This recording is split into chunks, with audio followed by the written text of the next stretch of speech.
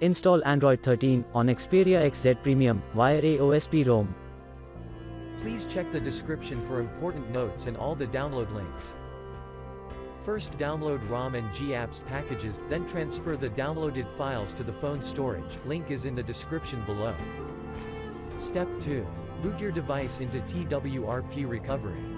Once in TWRP, click on Wipe, Advanced Wipe, and select the check boxes, as shown in the image, excluding internal storage. Step 4. Swipe the button to wipe the device. Step 5. Go back to the recovery main screen, and tap on the Install button. Step 6. Navigate to the storage, and select the ROM zip file. Step 7. Finally, swipe the button on the screen, to install ROM file. Step 8. Flash the GApps zip package, in the same manner. Step 9.